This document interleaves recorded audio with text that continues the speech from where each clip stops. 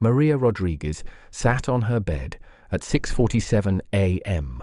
on a Tuesday morning, holding two pieces of paper that represented everything her life was supposed to become. The first was her acceptance letter to Columbia University, thick cream-colored paper with the university seal embossed at the top, the word "Congratulations" in elegant script that she'd traced with her finger at least 100 times since it arrived 3 weeks ago. The second was the financial aid package from the Maria Moretti Foundation, promising $42,000 per year for 4 years to cover tuition, room, board, and books for first-generation college students from Corona, who demonstrated exceptional academic achievement and commitment to community service. Maria had demonstrated both. She'd maintained a 4.2 GPA while working 20 hours a week at her parents' bodega. She'd organized a tutoring program for elementary school kids in her building. She'd written an essay about wanting to become a civil rights attorney who could help immigrant families navigate the legal system that had nearly destroyed her own family when ICE detained her father for 3 months based on an administrative error. The admissions officer at Columbia had specifically mentioned the foundation scholarship during Maria's acceptance call. "You should be very proud," the woman had said. "The Moretti Foundation only awards 10 scholarships per year, and the selection committee was unanimous in choosing you. This scholarship will change your life." Except now Maria held a third piece of paper, an email printed at the library because her family didn't have a computer at home. The email was dated yesterday, sent from the Foundation's administrative office. "Dear Ms. Rodriguez, we regret to inform you that due to unforeseen circumstances, the Maria Moretti Foundation is unable to fulfill scholarship commitments for the 2025 to 2026 academic year. All previously awarded scholarships have been cancelled effective immediately. We apologize for any inconvenience this may cause and wish you the best in your future educational pursuits." Inconvenience. Maria read that word again.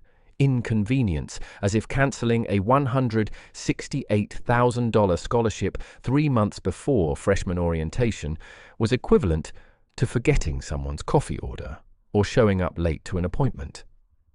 As if destroying the only path Maria had to escape the life her parents had sacrificed everything to give her was just a minor administrative issue. Her mother knocked softly on the door. "Mija, you okay?" Maria couldn't answer. She looked at her Columbia acceptance letter, at the financial aid package that was now worthless, at the email that had just killed every dream she'd spent 4 years building. Her mother entered, saw the papers, understood immediately. "The scholarship?" her mother asked quietly in Spanish. Maria nodded, not trusting her voice. Her mother sat beside her on the bed, pulled Maria against her shoulder and said nothing, because there was nothing to say. They both understood what this meant. Columbia's tuition was $68,000 per year. Maria's family made $47,000 per year total from the bodega. Even with Maria's federal financial aid and work study, the gap was impossible. Without the Moretti Foundation scholarship, Columbia University might as well be on Mars. "I'll go to Queen's College instead," Maria said finally, her voice steady despite the tears running down her face. "It's still a good school. I can commute from home. We can make it work." But they both knew it wasn't the same. Queen's College was fine, but it wasn't Columbia. It wasn't the dream. It wasn't the life that the acceptance letter had promised, and the foundation scholarship had made possible. Her mother held her tighter, and Maria let herself cry for exactly 3 minutes, because that's all the time she could afford. At 7 a.m., she needed to open the bodega. At 2 p.m., she had her shift at the library. At 6 p.m., she was tutoring the Martinez kids from 4C. She didn't have time to grieve for a future that had been stolen from her by people she'd never met for reasons she'd never understand. At 6:52 a.m., Maria Rodriguez carefully folded her Columbia acceptance letter, placed it in the bottom drawer of her desk beneath her high school yearbook, and began getting ready for a life that would now look exactly like her parents' life, instead of the different future she'd been promised. She never knew that her stolen scholarship would become the opening move in a war between two families who'd spent 3 years claiming they'd changed. Valentina Moretti discovered the theft at 9:47 a.m. that same Tuesday morning when she opened the quarterly financial report for the Maria Moretti Foundation. The foundation had been her project from the beginning. 3 years of careful planning, community outreach, scholarship selection, and proving that the Moretti family's reformation was genuine rather than performative. She'd personally interviewed every scholarship recipient, knew their names and stories, had promised them that the foundation's support would be there for all 4 years of their education. She'd promised Maria Rodriguez 3 weeks ago that her Columbia dream was secure. She'd looked that brilliant 17-year-old girl in the eye and said, "You earned this. Your future is guaranteed." Now Valentina stared at the account balance, $284.17. The foundation's endowment had been $4,847,392.83 as of Friday.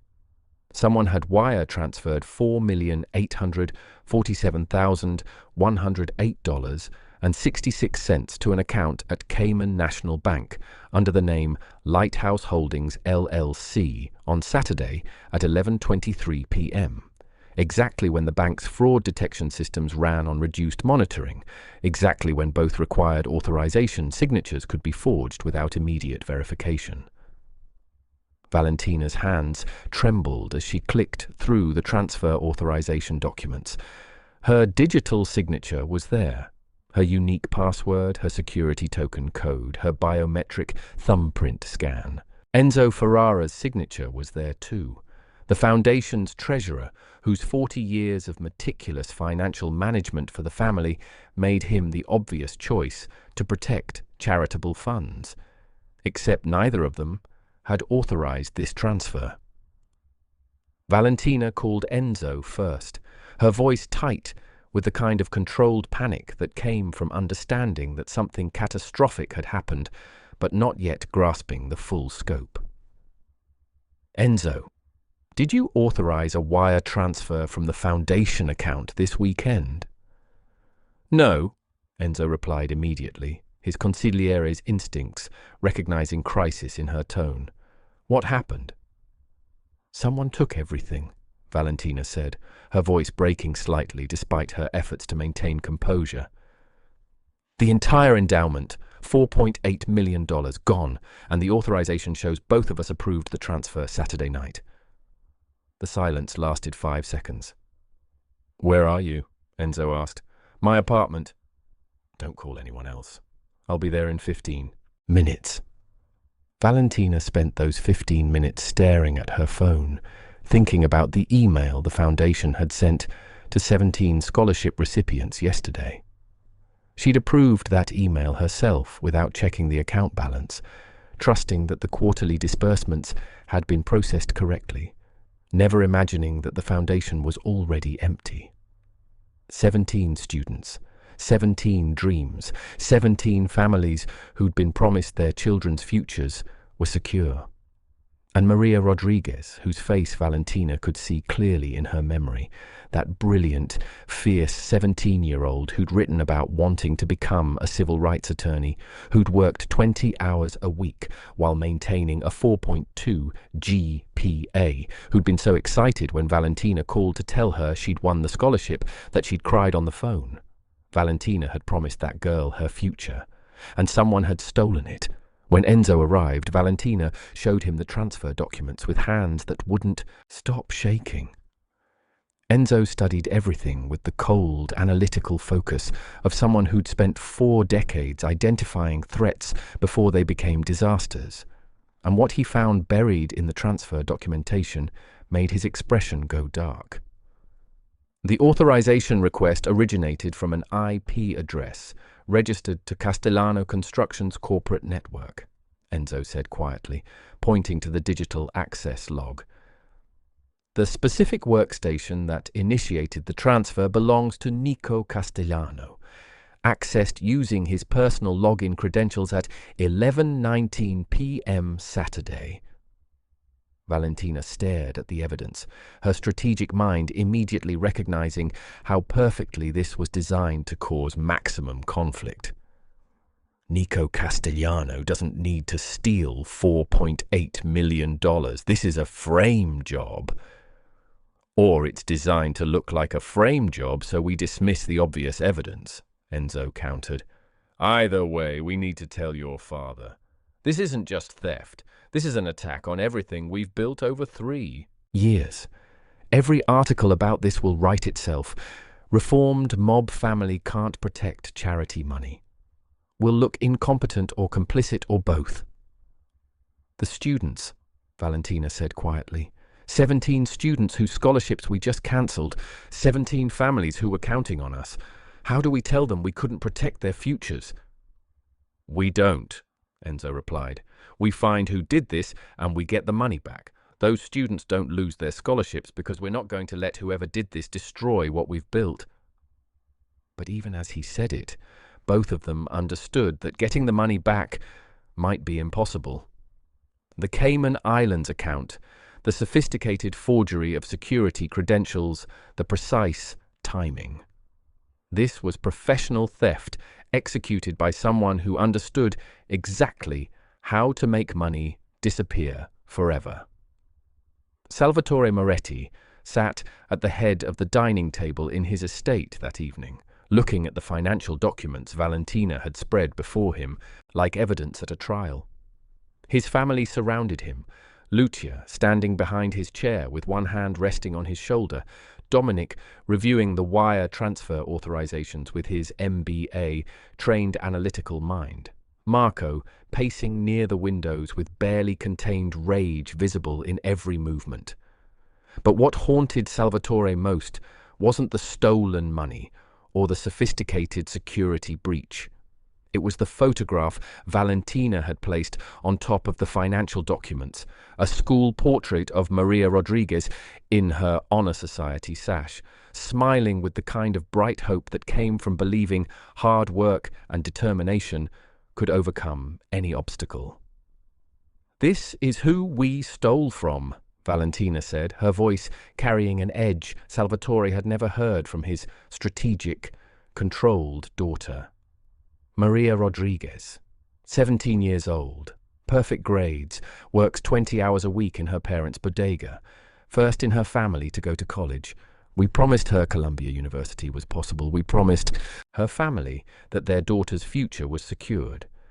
And yesterday we sent her an email cancelling her scholarship 3 months before orientation because someone stole the money we'd promised to protect. Salvatore picked up Maria's photograph with hands that felt older than his 74 years. He'd never met this girl, but he knew her story because it was the same story as 1,000 immigrants who'd come to Corona over the past century with nothing but determination and the dream of something better for their children. How many others? Salvatore asked quietly. 17 total, Valentina replied. 10 new scholarships for next year, 7 renewals for continuing students. We cancelled all of them yesterday. The email went out before I discovered the account was empty. Jesus Christ, Marco said from the window, his scarred forearm visible as he gripped and released his fists. We gutted 17 kids' futures because we couldn't protect our own charity money. And the trail leads directly to Nico Castellano's workstation using his credentials. This is an attack, and we all know it. The trail is too obvious, Enzo interjected from his position near the door. Professional thieves don't leave evidence pointing directly at themselves. This smells like someone wants us to blame the Castellanos. Or the Castellanos are smart enough to know we'd think that, Marco countered. Maybe the real deception is making the trail so obvious that we convince ourselves they wouldn't be that stupid. Meanwhile, they're sitting on our $4.8 million, laughing at us for being too clever to see what's right in front of us. We don't know the Castellanos took the money, Dominic said carefully. We know someone took it using credentials that make it look like Nico did it. That's not the same thing. Then who else benefits? Marco demanded. Who else would want to destroy our foundation? The one thing that proves we've changed, that shows we're investing in our community instead of preying on it? The Castellanos benefit because it makes us look weak. It makes us look like reformed criminals who can't even protect scholarship money for kids like Maria Rodriguez.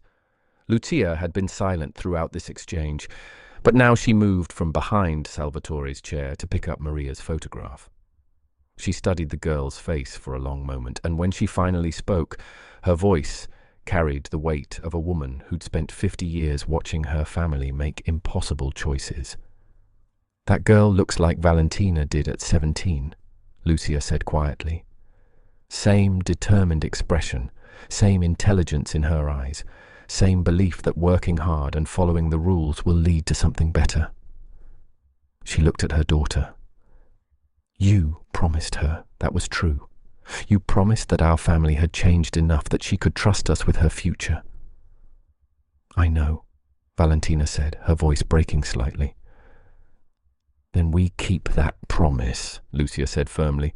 We find who did this. We get the money back. We make sure Maria Rodriguez goes to Columbia University and every other student keeps their scholarship. Because if we can't protect the people who trusted us, then we haven't changed at all. We're just performing reformation while remaining the same predators we always were.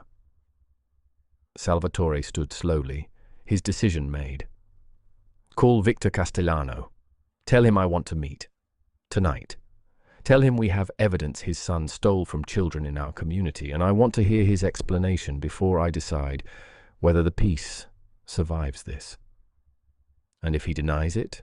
Marco asked. Then we look at the evidence again, Salvatore replied. But Marco, understand this. We don't go to war over money. Even money meant for 17 students whose futures depend on us. We investigate first. We verify evidence. We give Victor the opportunity to make this right. Because if we abandon those principles the moment we're tested, then everything we've built means nothing. Victor Castellano received Enzo's call at his corporate office, where he'd been reviewing construction permits with the careful attention of a man who understood that federal monitoring meant every transaction had to be absolutely clean. When Enzo explained that the Morettis had evidence suggesting Nico had stolen $4.8 million from their charitable foundation, money meant for 17 scholarship students, Victor's first reaction wasn't defensive anger, but cold, tactical assessment. "Show me the evidence," Victor said.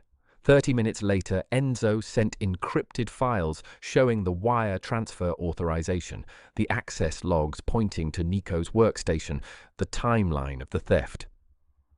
Victor studied everything with the same methodical precision he'd applied to building his empire, and what he saw was deeply disturbing.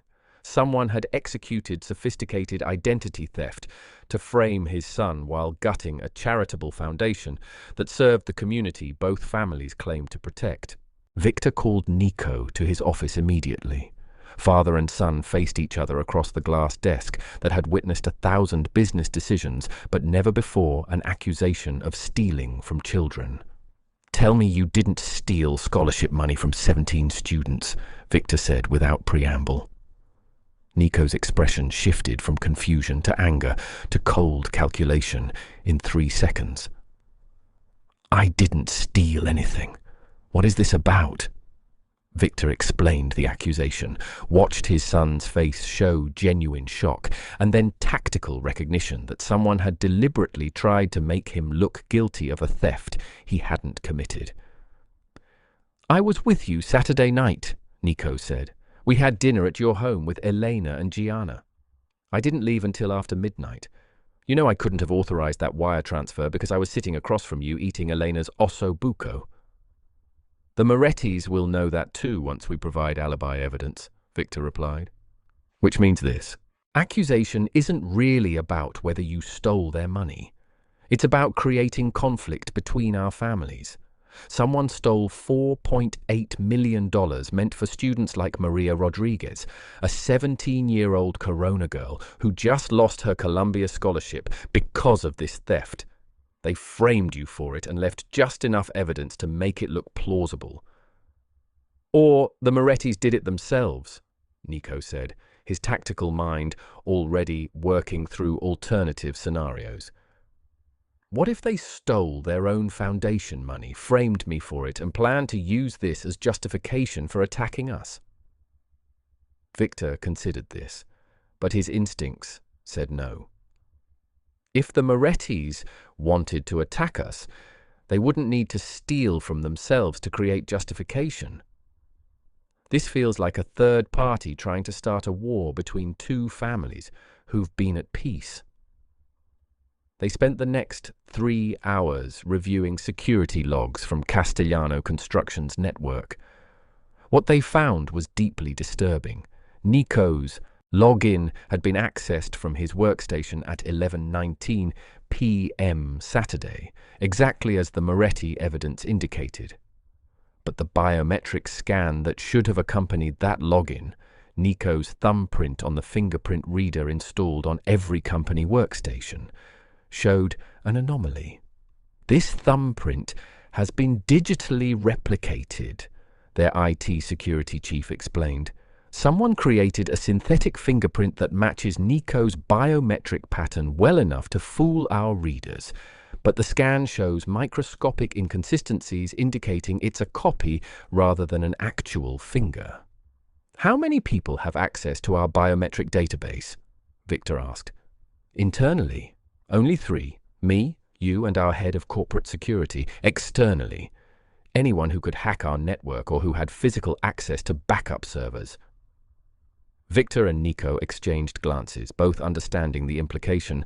Either someone inside Castellano Construction had betrayed them, or someone outside had penetrated their security so thoroughly that they could steal biometric data and forge employee credentials. We need to tell the Morettis, Nico said. Show them this evidence. Prove my credentials were compromised using sophisticated identity theft. Unless they don't want to understand, Victor replied.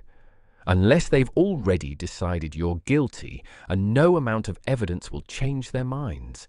17 students just lost their scholarships, and every one of those families is from the Corona neighborhood that the Morettis have been trying to prove they care about. This attack doesn't just hurt the Morettis financially, it destroys their credibility with exactly the community they've been trying to rebuild trust with. Marcello's restaurant closed its dining room at 9 p.m. that evening, so 2 patriarchs could meet in the private back room where sensitive conversations had been navigated for generations. Salvatore Moretti arrived first, walking slowly through the empty restaurant with Enzo and Valentina, all 3 wearing the dark suits and serious expressions of people preparing for a conversation that could determine whether 3 years of peace survived the night. Victor Castellano arrived exactly at 9:15, accompanied by Elena, rather than Nico, a choice Salvatore noted as significant.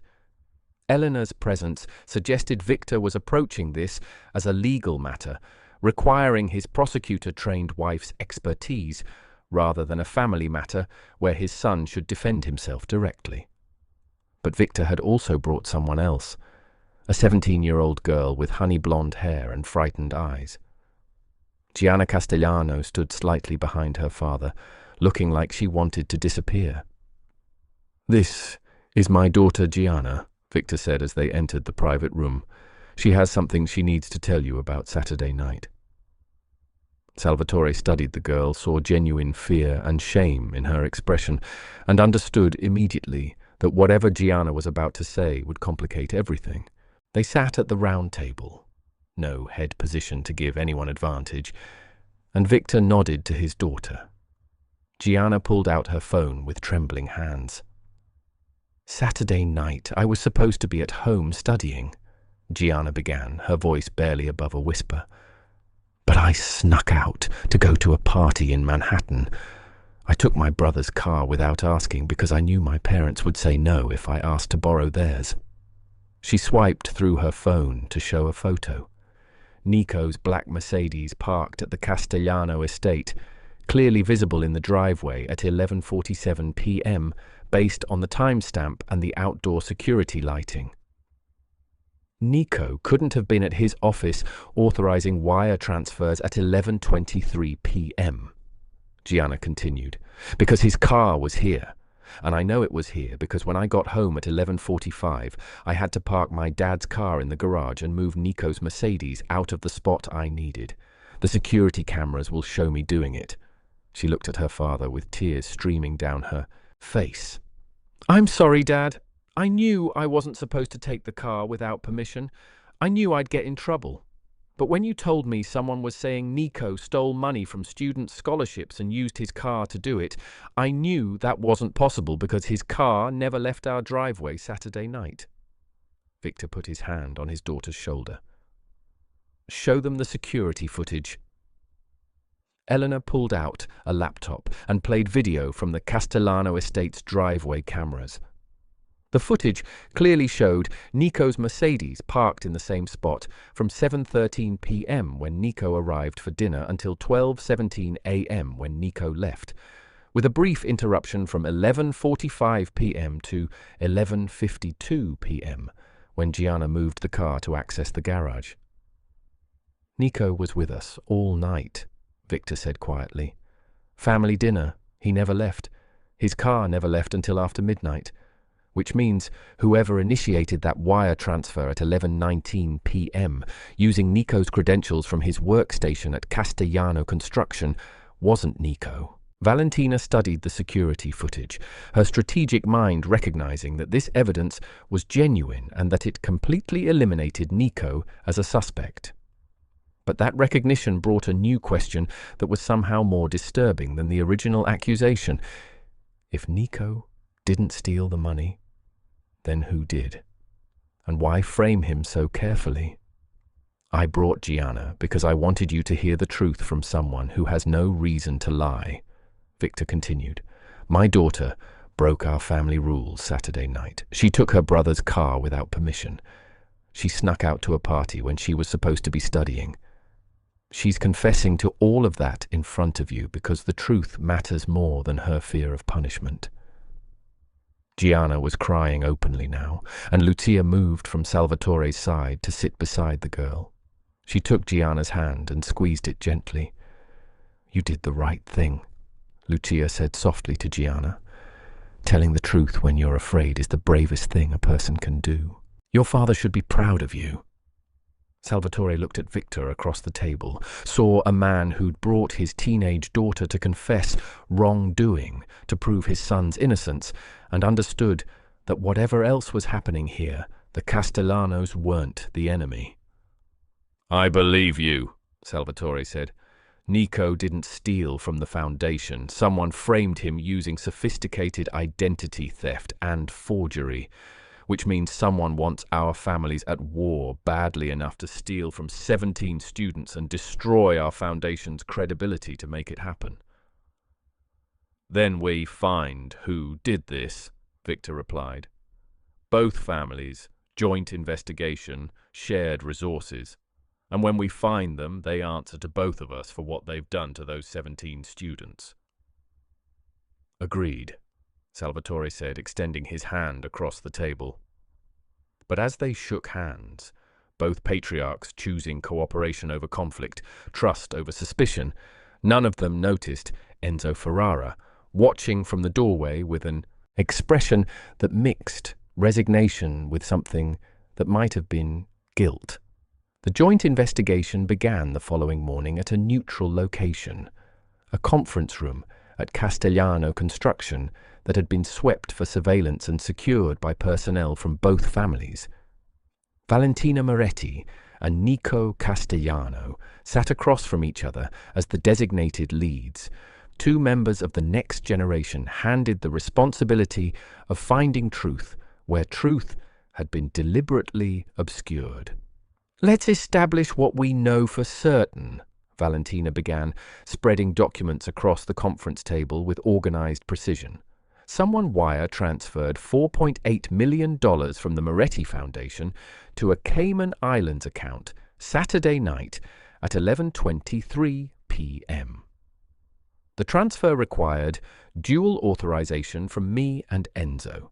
The authorization documents show the request originated from your corporate network using your credentials, but you have an alibi proving you couldn't have been at your office, initiating the transfer.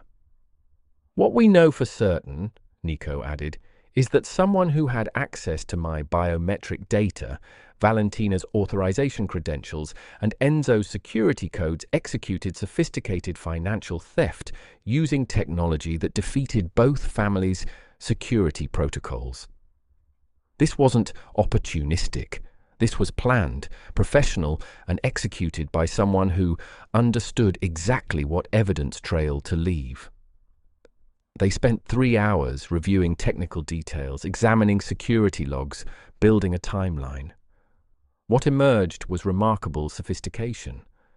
The attacker had penetrated Castellano Construction's network at least 2 months ago, had been gathering information about both families' financial systems, had identified the Moretti Foundation as the perfect target because its theft would be emotionally devastating but not financially catastrophic to either family.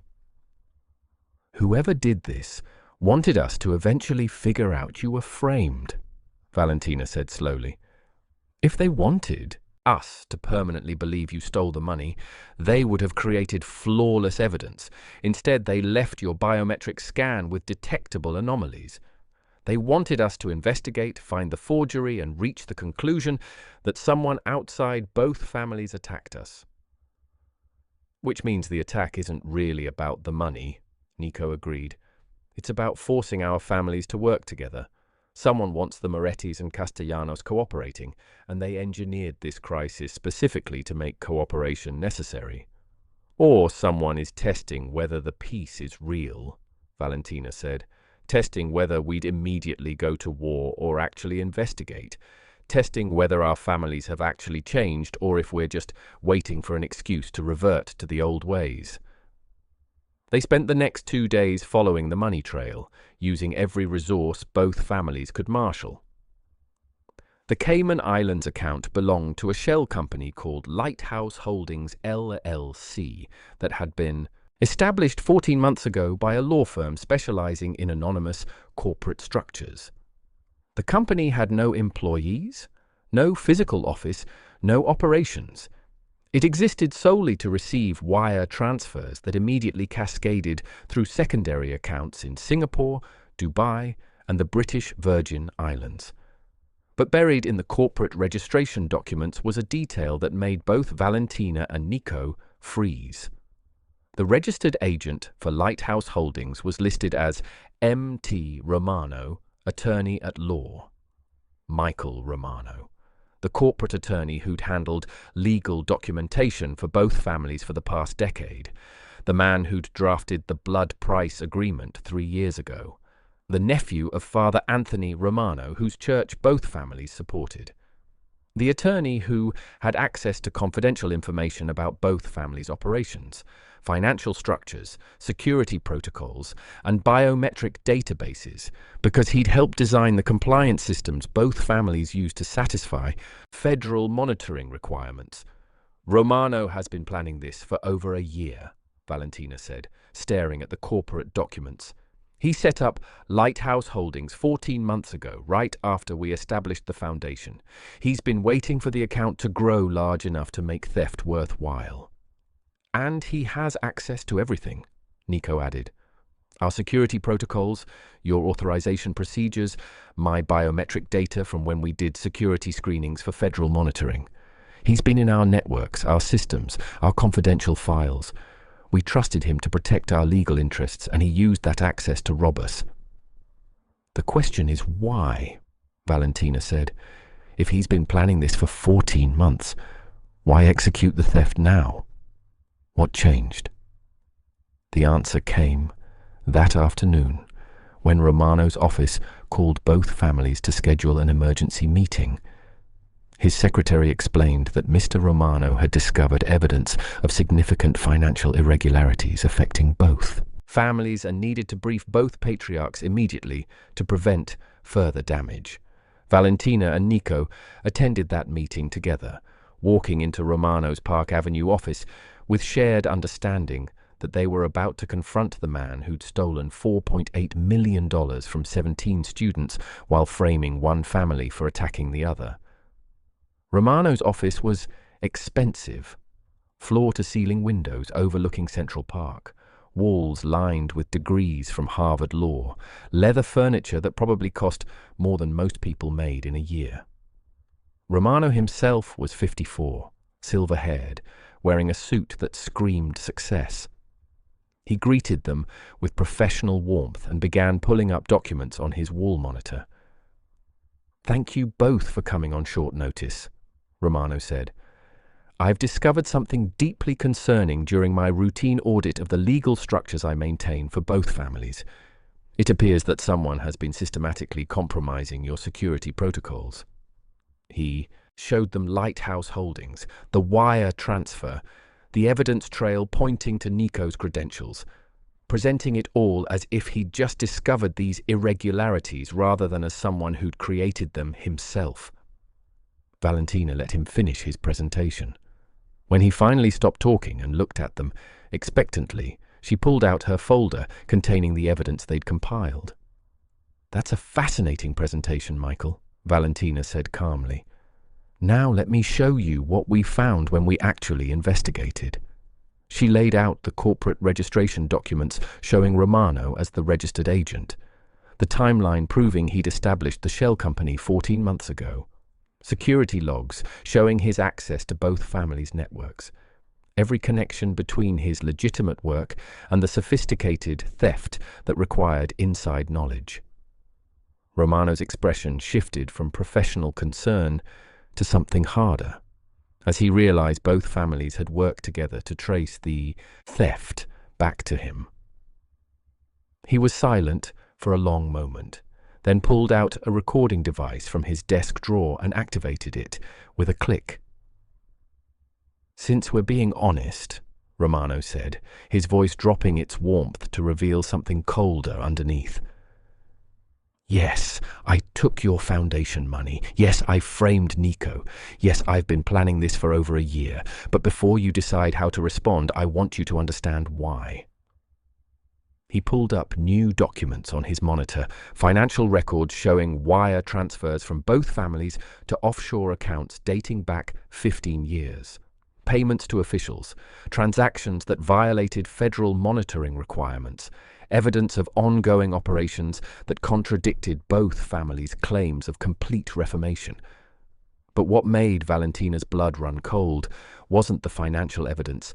It was the photograph Romano displayed next, a young man in military uniform, probably early 20s, with Romano's eyes and smile. "This is my son David," Romano said, quietly. David Michael Romano. He was 23 years old when he was killed on October 17th, 2012, during your family's war. He was delivering food for his restaurant job, wrong place at the wrong time, caught in crossfire between Moretti and Castellano soldiers fighting over dock territory. The room went absolutely silent. "David was going to law school," Romano continued, his voice steady but carrying an undercurrent of pain that hadn't faded in 12 years. He'd been accepted to Columbia with a full scholarship. He wanted to be a prosecutor like his mother. He had his whole life planned out. Graduate law school, work at the DA's office, maybe run for office someday. He was brilliant, kind, funny. He was everything a father could want in a son. Romano turned to face them directly. "Your families killed him. Not intentionally, not with malice, just collateral damage in a war that didn't concern him. And then 3 years ago, you made peace. You signed agreements. You promised you'd changed. You established charitable foundations and gave speeches about investing in the community and demonstrated your commitment to reformation. But you hadn't actually changed, Romano said. You were still making the same grey area payments, still maintaining the same relationships with corrupt officials, still operating the same way you always had while claiming to be reformed. So I tested you. I stole from your foundation. From 17 students, just like my son David, students with Columbia dreams and perfect grades and futures that should have been guaranteed. I framed one family for attacking the other. And I waited to see if you'd immediately revert to violence or if you'd actually investigate.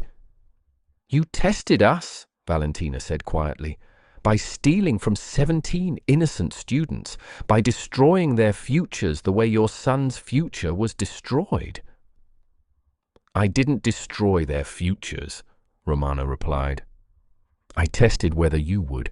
I tested whether the Morettis would immediately assume the Castellanos attacked them and retaliate without evidence. I tested whether the Castellanos would prove their innocence or accept that war was inevitable. I created a crisis that revealed whether your reformation was genuine or performative. And, Nico asked, what did you conclude? Romano was quiet for a moment, and when he spoke again, his voice carried something that might have been respect. That you're actually trying, Romano said. That both families investigated instead of going to war. That Valentina and Nico worked together instead of treating each other as enemies. That when I gave you every excuse to destroy each other, you chose to find the truth instead. That's more than I expected. That's genuine change. He pulled up a wire transfer authorization on his screen, dated that morning, transferring $4,847,108.66 back to the Moretti Foundation account. I'm returning your money, Romano said. All of it. Those 17 students will keep their scholarships. Maria Rodriguez will go to Columbia. The foundation's reputation will be intact, and nobody outside this room needs to know this test ever happened. In exchange for what? Valentina asked, because nobody returned $4.8 million without wanting something. In exchange for actual reformation, Romano replied. He pulled up the financial records again, the evidence of ongoing grey area payments, the relationships with corrupt officials, the operations that violated federal monitoring agreements.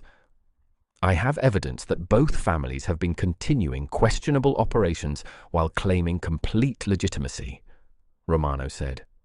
Nothing that rises to criminal prosecution, but enough to violate your monitoring agreements and trigger renewed federal investigation. I'll return the money and destroy this evidence. And in return, you actually become what you've been claiming to be. Actual, legitimate operations. No more grey area payments. No more corrupt relationships. Real reformation, not performed reformation. Or, Nico said, or I give all of this to the federal prosecutors, Romano replied, and both families spend the next 5 years fighting RICO indictments. Your choice. What Valentina and Nico didn't know, what nobody in that Park Avenue office knew, was that Elena Castellano was listening to every word through a live audio feed streaming to her phone 2 blocks away. Elena sat in a coffee shop, wireless earbuds hidden beneath her honey-blonde hair, listening to Michael Romano explain his test and his ultimatum. She'd suspected Romano might be behind the theft the moment Nico showed her the evidence trail.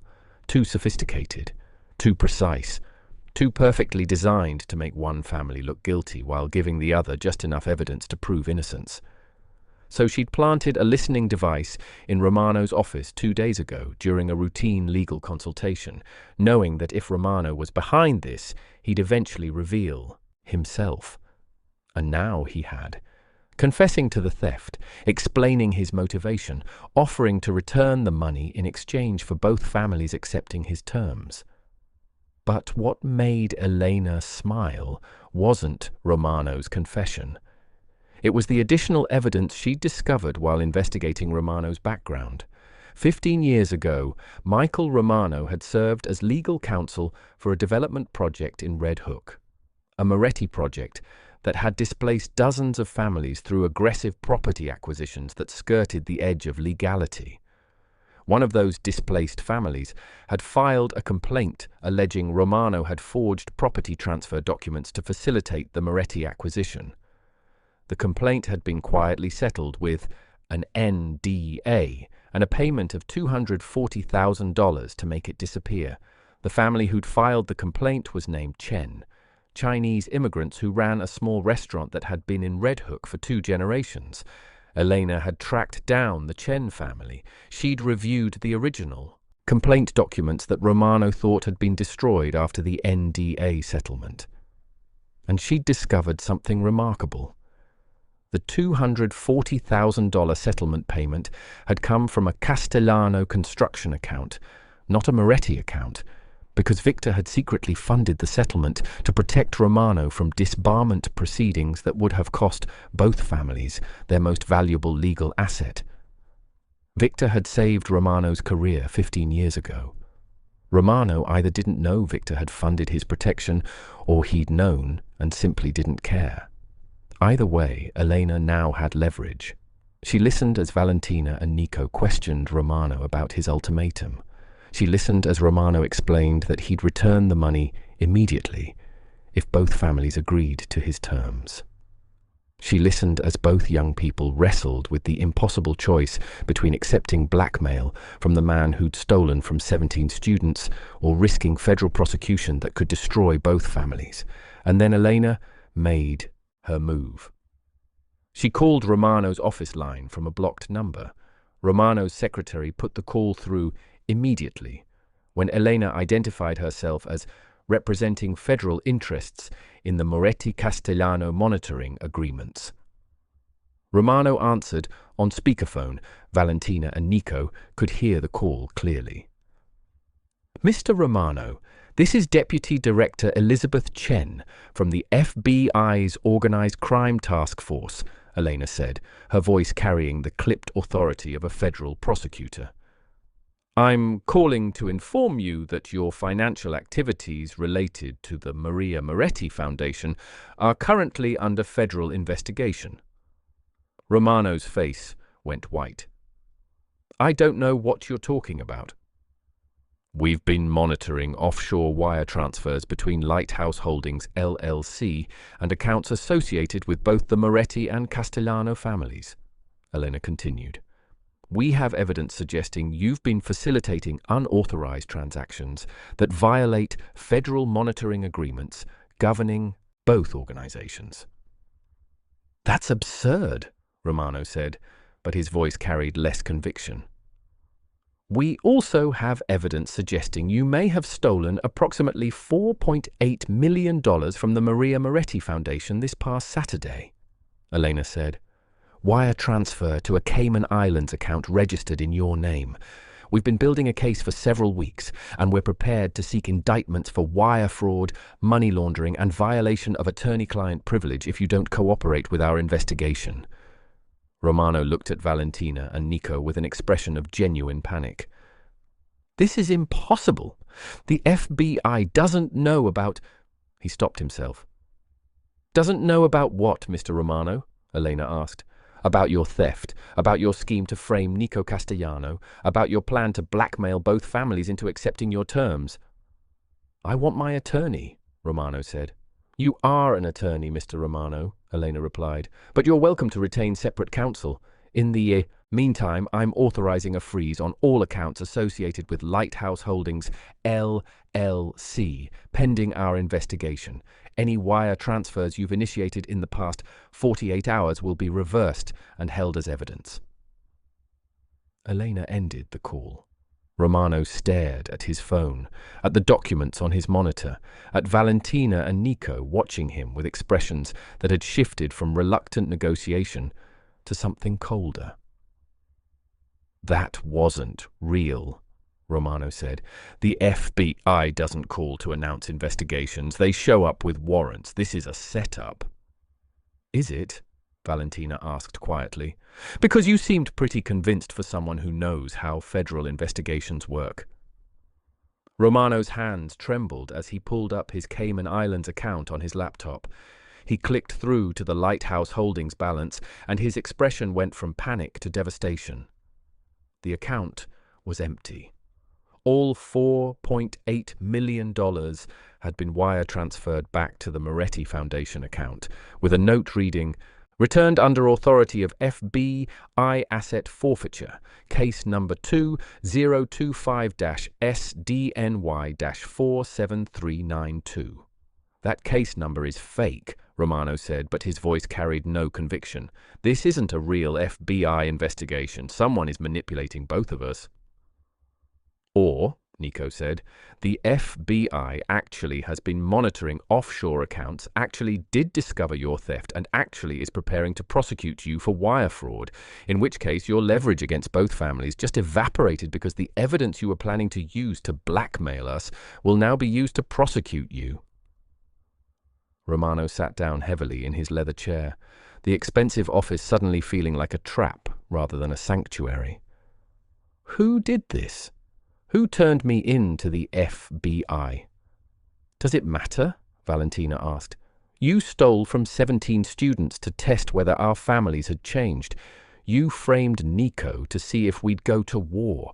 You planned to blackmail both families into accepting your terms. And now you're facing federal prosecution for all of it." Maybe the real test wasn't whether we'd changed. Maybe it was whether you'd changed from the attorney who forged property documents 15 years ago to protect Moretti interests. Romano looked up sharply. "How do you know about Red Hook?" "We know everything, Michael," Valentina said. "We know about the Chen family complaint. We know about the forged documents. We know that Victor Castellano paid $240,000 to settle your disbarment proceedings 15 years ago. We know that your son David was killed in 2012, and we understand why you wanted to test whether our families had genuinely reformed. But you don't get to steal from students to satisfy your need for revenge dressed up as accountability." Romano was silent for a long moment. When he finally spoke, his voice was hollow. "What happens now?" "Now you return the money, which you've apparently already done," Nico said. "Now you resign as counsel for both families. Now you cooperate with whatever federal investigation may or may not be real. And now you pray that the FBI is more interested in prosecuting your theft than they are in prosecuting the families you've been protecting for 15 years. Valentina stood to leave, then paused at the door. "For what it's worth, Michael, I'm sorry about your son, David. Nobody should lose a child to violence. Nobody should have to carry that grief for 12 years. But stealing from 17 students who remind you of what your son could have been doesn't honor his memory. It just creates more victims." She and Nico left Romano sitting in his expensive office, surrounded by evidence of his failed test and his collapsed leverage, waiting to see if the FBI investigation was real, or if someone had expertly manipulated him into returning the money without getting anything in return. Elena Castellano met Valentina and Nico at the same coffee shop where she'd made the FBI call 2 hours earlier. She ordered espresso for all three of them and waited until they were seated at a private corner table before she smiled. "There is no FBI investigation," Elena said without preamble. "There is no Deputy Director Elizabeth Chen. There's no asset forfeiture case. I made it all up." Valentina stared at her. "You impersonated a federal agent."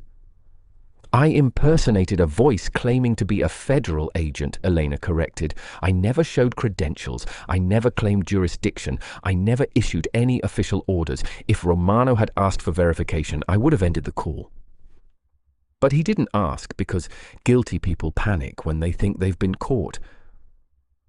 How did you empty his Cayman Islands account? Nico asked. I didn't, Elena replied. Romano emptied it himself when he initiated the wire transfer back to the Moretti Foundation account. I just made him think the FBI had authorized that return when actually he did it voluntarily because he panicked. That's brilliant, Valentina said slowly. You made Romano confess to the theft, reveal his leverage, and return the money without us having to accept his blackmail terms. You beat him without breaking any laws. I broke several laws, Elena corrected. Wire fraud through misrepresentation, impersonation of federal authority, unauthorized access to private financial records. But Romano can't report any of it without admitting he stole $4.8 million from a charitable foundation. His only move now is to resign quietly and hope nobody looks too closely at his role in all of this. Why did you do this? Nico asked his stepmother. You could have just let us negotiate with Romano. We would have found a way to handle it. Elena was quiet for a moment, stirring sugar into her espresso with deliberate precision. When she finally spoke, her voice carried something harder than Nico had heard from her before. Because 15 years ago, I was the prosecutor who reviewed the Chen family's complaint against Romano for forging property documents, Elena said. I knew the evidence supported disbarment. I knew Romano had violated his professional ethics to help the Morettis acquire property through fraudulent means. But Victor asked me to bury the case. He said Romano was too valuable to both families to lose. He said the Chen family would be compensated and nobody else needed to know what Romano had done. So you buried it, Valentina said. So I buried it, Elena confirmed, and I've regretted it for 15 years. I became exactly what I'd sworn I'd never become, a prosecutor who protected criminals because they were useful to people I cared about. When Nico showed me the evidence of Romano's theft, I saw an opportunity to correct that mistake, not through prosecution, which would expose Victor's role in protecting Romano, but through Romano's own fear being used against him. She looked at both young people directly. Romano thought he was testing whether your families had genuinely reformed, but he was right to test you because both families have been continuing grey area operations while claiming complete legitimacy. The evidence Romano showed you, the payments to officials, the relationships with corrupt union leaders, the ongoing violations of your monitoring agreements, that's all real. Are you threatening us? Valentina asked carefully. I'm offering you accountability, Elena replied. Romano wanted to blackmail both families into actual reformation. I'm offering the same choice, but without the blackmail. You saw the evidence of ongoing grey area operations. You know both families have been lying about complete legitimacy. You can continue those operations and hope nobody else discovers the evidence, or you can actually become what you've been claiming to be. What about Romano's evidence? Nico asked. The financial records showing our ongoing violations. Destroyed, Elena said. I deleted every file from Romano's servers. The evidence no longer exists, but I know what was in those files, and both families know what was in those files. So the question isn't whether you'll be prosecuted. The question is whether you have the integrity to reform yourselves without external pressure forcing you. Valentina laughed, a short, sharp sound that mixed respect with disbelief. You manipulated Romano into confessing, panicked him into returning the money, destroyed the evidence he was planning to use as leverage, and now you're challenging us to reform ourselves on honor rather than fear of prosecution. That's either brilliant or insane. It's both, Elena agreed. But it's also necessary. Romano was right that both families need to be tested. He was just wrong about who should do the testing and how it should be done.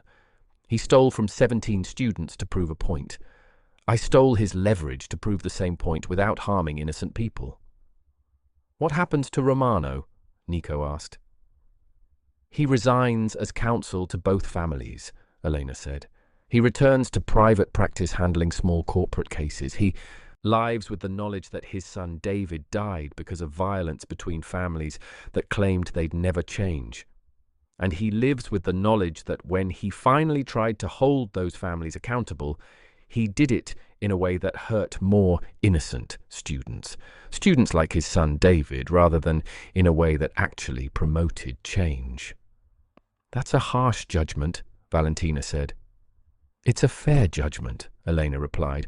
"Romano had legitimate grievances. His son's death was tragedy. His frustration with both families' performative reformation was valid. But he responded to legitimate grievances by stealing from 17 students who'd done nothing wrong. That's not accountability, that's revenge disguised as principle." The three of them sat in silence for several minutes, drinking espresso and considering the implications of what Elena had engineered.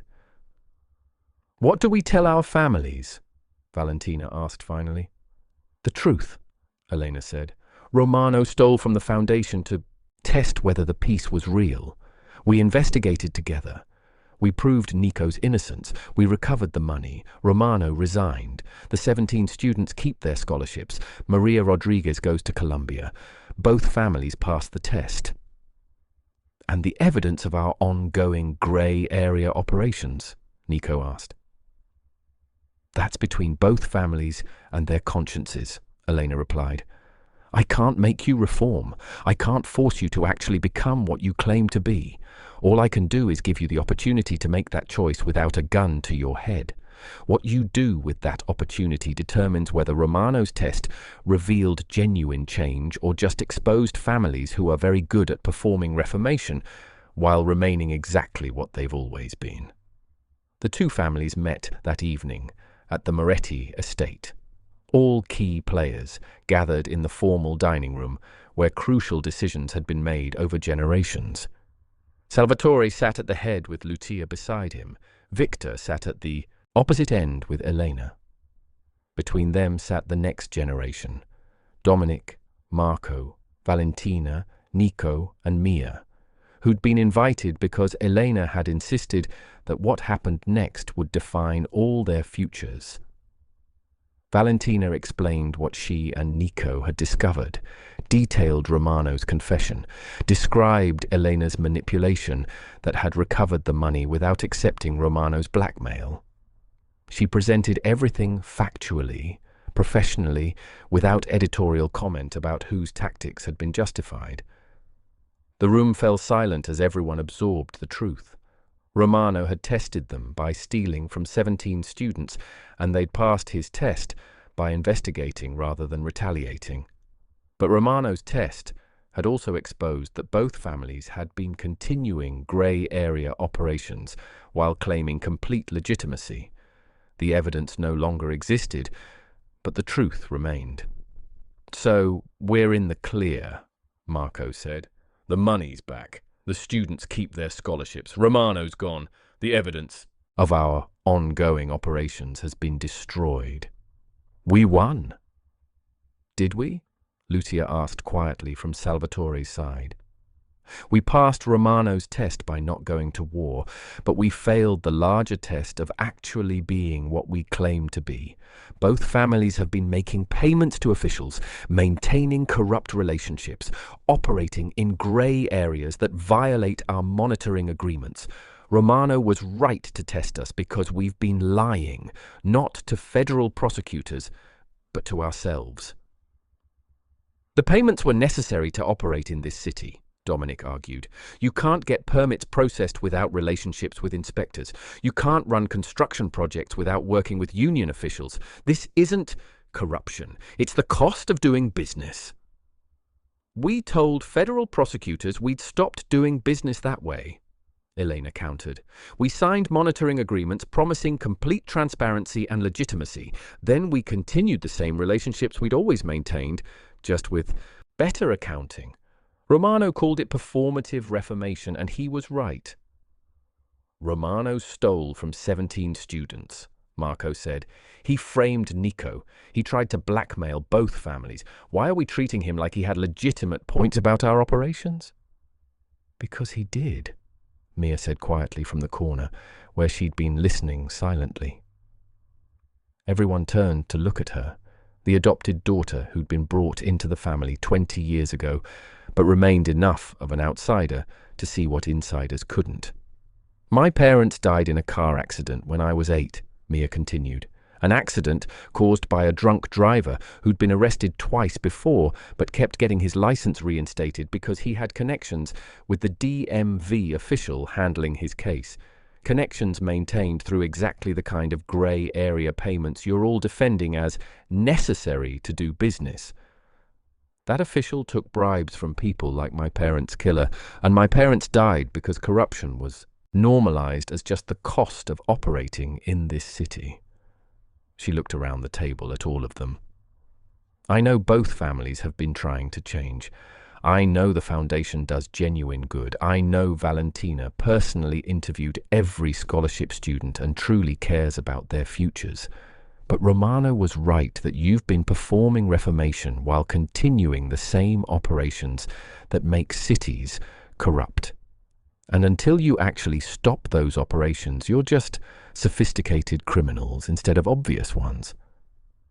The silence that followed was heavy. Salvatore stood slowly, his 74-year-old body moving with deliberation. Mia is right. Romano was right. Elena is right. We've been lying to ourselves about how much we've changed. We established foundations and gave speeches about community investment while still making the payments and maintaining the relationships we'd always maintained. We performed reformation for federal prosecutors while remaining the same people we'd always been. He looked at Victor across the table. I propose we make a choice tonight that neither family can take back. We end the grey area payments. We sever relationships with corrupt officials. We stop the operations that technically aren't illegal but practically aren't honest. We become what we've been claiming to be, not because someone's forcing us, but because it's the right choice if we actually want our families to have futures that are different from our pasts. And if that makes operating in this city impossible, Victor asked. Then we find new ways to operate, Salvatore replied. We compete on merit instead of on relationships. We wait longer for permits because we're not paying inspectors to expedite them. We pay market rates to unions because we're not bribing officials for favorable terms. We operate the way legitimate businesses operate, with all the inefficiencies and frustrations that come from not having corrupt advantages. That's idealistic, Dominic said. The other families won't operate that way. The corporations we compete with won't operate that way. We'll be at a disadvantage. We'll be at a moral advantage, Lucia countered. And in the long run, that matters more than competitive advantages gained through corruption. Victor looked at Elena, saw her watching him with an expression that made clear this was a defining moment in their marriage and their family's future. He looked at Nico, saw his son, waiting to see what kind of man his father would choose to be. He looked at Mia, remembered bringing her into his family 20 years ago and promising her she'd be protected and loved. I agree with Salvatore, Victor said finally. We end the grey area operations. We become actually legitimate. We prove that Romano's test revealed genuine change, not just sophisticated performance. The vote was unanimous. All family members present agreed to end corrupt relationships, stop grey area payments, commit to actual legitimate operations, and accept that operating honestly would be harder than operating in the comfortable grey areas they'd maintained. But what surprised everyone most was that the decision felt less like sacrifice and more like relief. They'd been carrying the weight of performing reformation while not actually reforming, maintaining old relationships while claiming to have abandoned them, living in the uncomfortable space between what they were and what they claimed to be. Romano's test manipulated by Eleanor into a trap that returned the money without accepting blackmail, had forced them to choose which identity they actually wanted, and they'd chosen correctly. 3 weeks later, Maria Rodriguez sat in Valentina Moretti's office at the foundation headquarters, looking at a certified check for $42,000, her first-year scholarship funding for Columbia University. Her mother sat beside her, crying quietly, holding her daughter's hand. "I don't understand what happened," Maria said. "Your email said all scholarships were cancelled. I accepted that I wouldn't go to Columbia. I enrolled at Queen's College, and now you're telling me the funding is available after all." "There was a temporary issue with the foundation account," Valentina explained carefully. "A financial irregularity that we've since resolved. Your scholarship was never actually in jeopardy. We just had a brief period where we thought it was. I'm sorry for the confusion and stress that email caused you and your family." Maria looked at the check, at the woman who'd personally selected her for this scholarship, at her mother crying beside her. "Can I ask you something?" "Of course." "When you interviewed me 3 months ago, you asked why I wanted to go to Columbia instead of staying local," Maria said. "I told you about wanting to become a civil rights attorney who could help immigrant families. But the real answer was simpler than that. I wanted to prove that working hard and following the rules actually leads somewhere, that you don't have to cheat or cut corners or compromise your values to succeed. Was I right about that?" Valentina was quiet for a moment, thinking about the past 3 weeks, Romano's test, Elena's manipulation, both families' choice to actually reform rather than continue performing reformation. She thought about grey area payments they'd ended, corrupt relationships they'd severed, the harder path they'd chosen over the comfortable compromises they'd maintained. "Yes," Valentina said finally. "You were right about that. Working hard and following the rules does lead somewhere. It's harder than cutting corners. It takes longer, but it's the only way to build something that lasts." Maria stood and extended her hand formally. "Thank you, Miss Moretti. I'll make sure your faith in me was justified." After Maria and her mother left, Valentina sat alone in her office, looking at the photograph she kept on her desk, all 17 scholarship recipients, standing together at the award ceremony 3 months ago, Maria Rodriguez in the center with her bright, determined smile. Romano had stolen their futures to test whether the Moretti family had changed.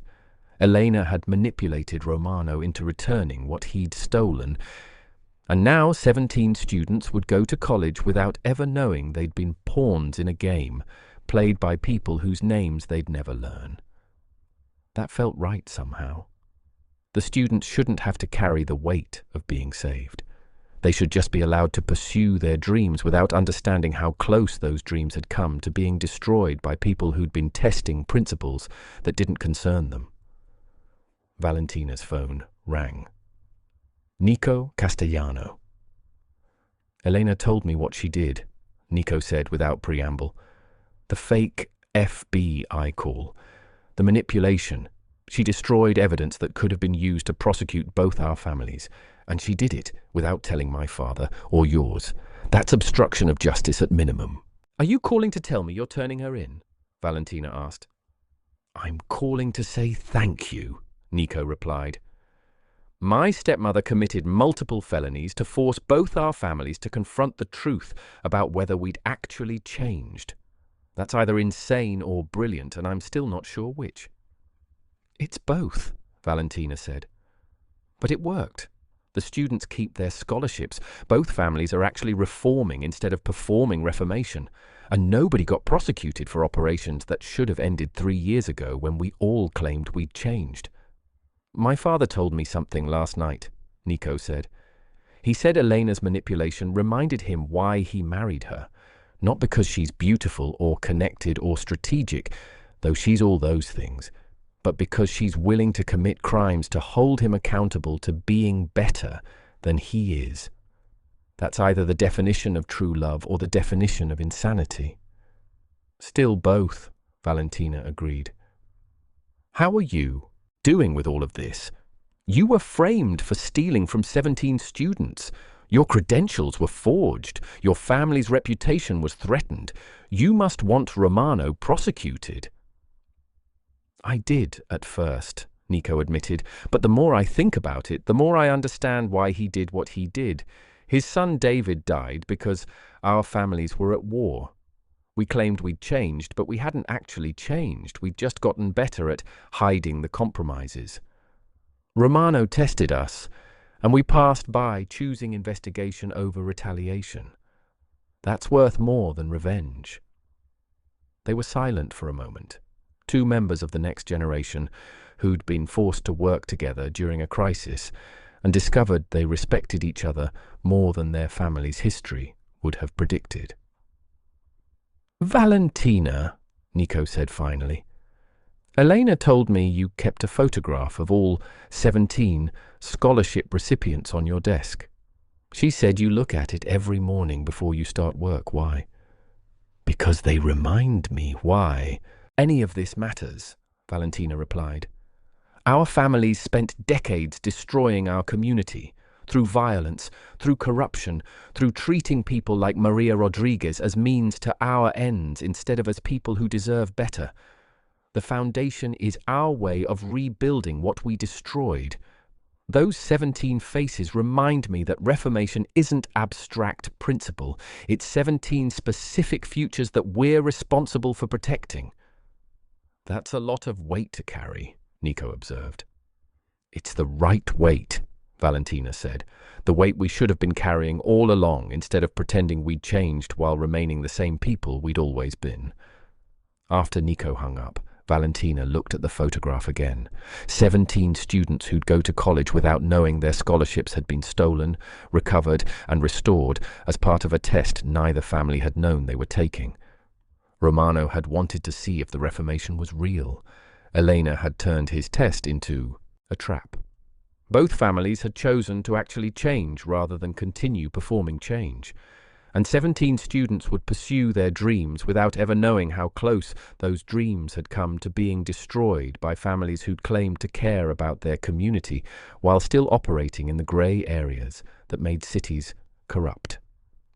6 months later, Elena Castellano sat in her home office reviewing compliance reports from both families' operations. Everything was clean, documented, transparent, legitimate. No grey area payments, no corrupt relationships, no operations that violated federal monitoring agreements. It had been harder than anyone expected. Permits took longer without inspectors being paid to expedite them. Construction costs were higher without union officials providing favourable terms. Both families were less competitive than before because they'd abandoned advantages gained through corruption. But both families were also sleeping better at night. Elena's phone rang, a number she didn't recognize with a DC area code. Mrs. Castellano, this is Assistant Director Jennifer Walsh from the FBI's Organized Crime Task Force, the voice said. I'm calling regarding the Maria Moretti Foundation incident that occurred 6 months ago. Elena's blood went cold. I'm not sure what you're referring to. We've been monitoring financial transactions between the Moretti and Castellano families for several years as part of our oversight of their federal monitoring agreements, Walsh continued. 6 months ago, we detected a significant wire transfer from the Moretti Foundation to an offshore account, followed by an immediate return of those funds with notes suggesting FBI involvement. I'm listening, Elena said carefully. We know you impersonated a federal agent, Walsh said. We know you made threatening calls to Michael Romano using a fake identity. We know you destroyed evidence that could have been used to prosecute ongoing violations of both families' monitoring agreements. We know you committed multiple felonies. Elena was silent, her prosecutor's mind already calculating how to defend herself against charges that would end her marriage. destroy both families' peace, and send her to federal prison. "We also know why you did it," Walsh continued. "We know about Romano's son David. We know about Romano's theft from 17 students. We know that your manipulation recovered the money and forced both families to confront whether their reformation was genuine or performative. And we know that in the 6 months since your intervention, both families have actually ended the grey area operations they'd been maintaining." "Are you calling to arrest me?" Elena asked. "I'm calling to say thank you," Walsh replied. "The FBI has been trying to determine whether the Moretti Castellano piece was genuine for 3 years. We've investigated both families repeatedly, looking for evidence that would justify renewed prosecution or evidence that would justify closing our monitoring cases.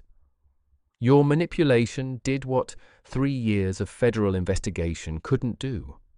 It forced both families to choose between continuing comfortable corruption or actually becoming legitimate." Eleanor was stunned silent. "We're closing our monitoring cases," Walsh continued. "Both families have demonstrated sustained commitment to legitimate operations for 6 months. Their compliance has been perfect. Their financial records are transparent. They've severed relationships with corrupt officials and ended grey area payments. That's exactly what we wanted to see 3 years ago when we signed the original monitoring agreements." "So, you're not prosecuting me for impersonating a federal agent?" "Officially, we have no evidence that anyone impersonated a federal agent," Walsh replied. "We have records of phone calls made to Michael Romano, but the audio quality was poor, and nobody preserved recordings that would prove the caller claimed to be FBI. We have Romano's sworn statement that he believed he was speaking to federal authorities, but belief isn't evidence of actual impersonation. Without Romano willing to press charges, which he isn't, since that would require admitting he stole $4.8 million, we have no prosecutable case." "I see," Elena said carefully. "What we do have," Walsh continued, "is evidence that someone very smart used unconventional methods to achieve the outcome federal prosecutors wanted but couldn't legally force. Someone who understood that corruption is normalized through thousands of small compromises, and that ending corruption requires forcing people to confront those compromises rather than pretending they don't exist. Someone who cared more about actual results than about proper procedures." "That someone committed felonies," Elena said. "That someone saved 17 students' scholarships and forced 2 organized crime families to actually reform," Walsh countered. "From the FBI's perspective, that's an acceptable trade-off. From my perspective, that's brilliant strategic thinking that I wish more people applied to the problem of how to make criminals actually change instead of just punishing them for not changing." "Why are you telling me this?" Elena asked. "Because I'm retiring from the FBI next month," Walsh said. "And I'm joining a private foundation that helps criminal justice reform by working with former offenders to create sustainable paths to legitimate employment. We're always looking for strategic thinkers who understand both the legal system and the criminal world, who can navigate the space between what's technically legal and what's actually effective." "You're offering me a job?" "I'm offering you an opportunity," Walsh replied, "to take what you learned manipulating Romano and apply it to helping other people actually reform instead of just claiming they've reformed. To use your unique combination of legal expertise and criminal family connections to hold people accountable in ways that federal prosecutors can't. To be what Romano tried to be, someone who tests whether reformation is genuine, but to do it without stealing from innocent students." Elena was silent, thinking about the past 6 months, watching both families struggle with actual legitimacy, seeing them choose harder but more honest paths, understanding that genuine change was possible but required constant vigilance. "I'll think about it," Elena said finally. "Take your time," Walsh replied. But Mrs. Castellano, understand something. You have a gift for seeing people clearly and forcing them to see themselves clearly. That gift can destroy people, or it can help them become better than they are. You've spent the past 6 months helping 2 families become better. There are a lot of other people who need that same help. After Walsh hung up, Elena sat, looking at the compliance reports spread across her desk. Both families were actually legitimate now. Not because federal prosecutors had forced them, but because they'd been trapped into choosing between comfortable lies and uncomfortable truths. She'd committed multiple felonies to achieve that outcome. She'd impersonated federal authority. She'd destroyed evidence. She'd manipulated Romano into confessing to theft and returning money without getting the accountability he'd sought. But 17 students were going to college. Both families were actually reformed. And the peace was genuine rather than performative. That felt like winning. Elena picked up her phone and called Jennifer Walsh back. I'm interested in your opportunity, but I need to know something first. Does your foundation work with families like the Morettis and Castellanos, or do you focus on individual offenders? We focus on whoever needs help changing, Walsh replied. Why? Because I think there are other families like mine, criminal organizations that claim they want to reform but don't know how to abandon the comfortable corruptions they've normalized.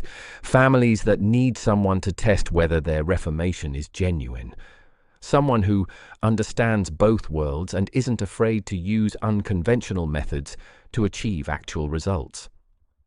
You want to become a professional accountability partner for organized crime families?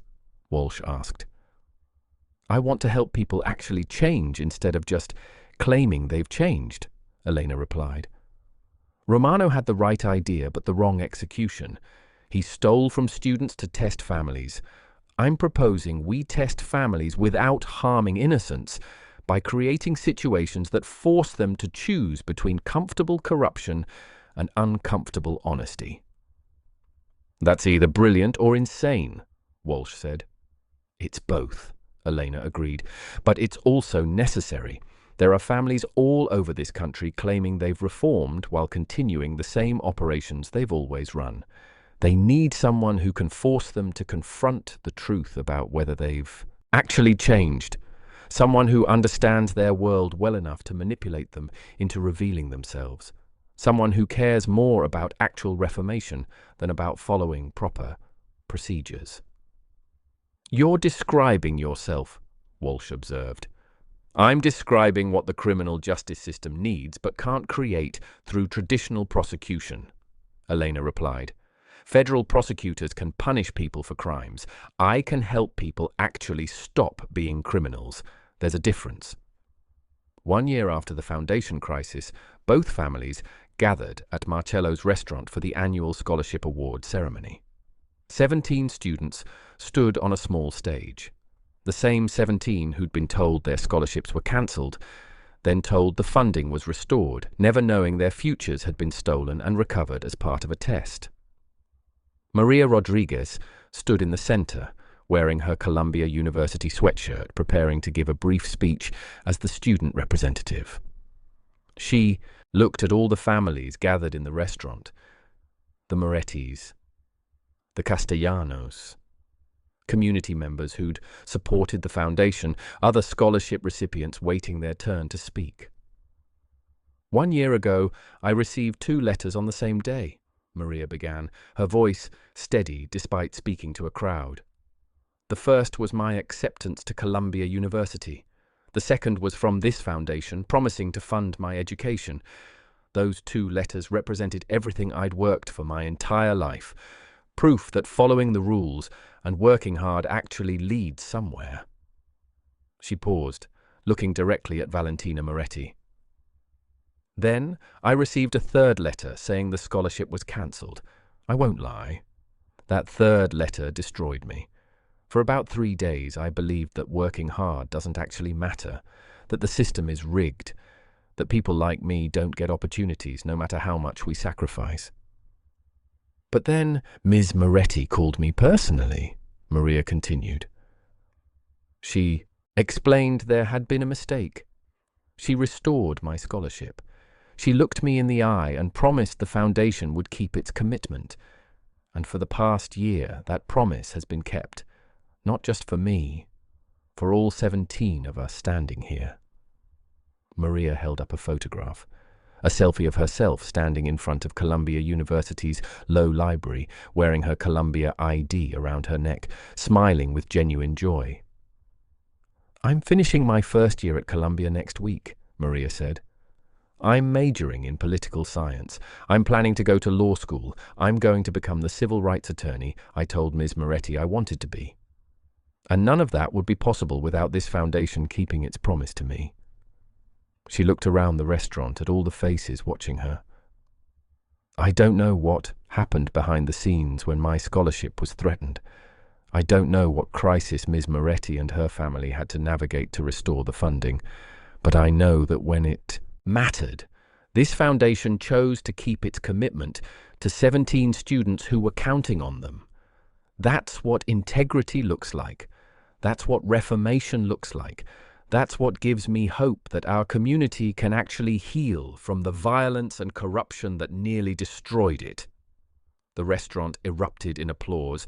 Valentina was crying openly, something her family had almost never seen. Salvatore stood beside his daughter with his hand on her shoulder, his face showing pride mixed with relief that the choice they'd made a year ago had led to this moment. Elena Castellano watched from the Castellano family table, sitting beside Victor and Nico. She thought about the fake FBI call she'd made, the manipulation she'd engineered, the trap she'd set for Romano. She thought about the felonies she'd committed and the federal investigation she'd somehow avoided.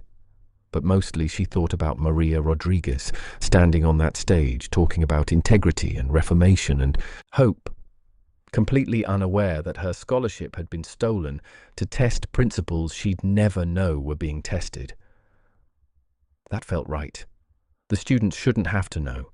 They should just be allowed to pursue their dreams without carrying the weight of being pawns in games played by people whose names they'd never learn. Elena's new phone buzzed, a text from Jennifer Walsh at the Reform Foundation. "Family in Chicago needs testing, claims full reformation, still running grey area operations. Interested?" Elena looked at Maria Rodriguez on the stage, at the 17 students whose futures had been protected through manipulation and trap setting, at both families who'd actually changed because someone had forced them to confront the truth about themselves. She texted back, "Send details, I'm in." Because Elena Castellano had discovered her purpose, helping people actually change instead of just claiming they'd changed, testing whether reformation was genuine or performative, using unconventional methods to achieve outcomes that proper procedures couldn't create. Romano had tried to do the same thing, but he'd done it by harming innocent students. Elena had learned to do it better, by manipulating the testers rather than punishing the innocent, by setting traps for people who deserved to be trapped, by using her unique combination of legal expertise and criminal family connections to hold people accountable in ways federal prosecutors couldn't. The Castellanos won the psychological war, not through destroying the Morettis, but through Elena's manipulation, forcing both families to actually reform. Victor's investment in protecting his family from Romano's blackmail had paid off in ways he'd never expected. But more importantly, 17 students won. Maria Rodriguez was going to Columbia. Both families were actually legitimate. The peace was genuine. The community was healing, and Elena Castellano had become exactly what the criminal justice system needed but could never officially create. Someone who tested whether reformation was real, someone who forced families to confront uncomfortable truths about themselves, someone who cared more about actual results than about following proper procedures. Romano had asked the right question. Have you actually changed? Elena had provided the right answer, not until someone forces you to prove it. The scholarship ceremony continued. Maria Rodriguez returned to her seat, clutching her certificate and scholarship renewal letter, completely unaware that her future had been stolen, recovered, and protected by people who'd learned that reformation wasn't abstract principle, but 17 specific faces that deserved better than the world both families had spent decades creating.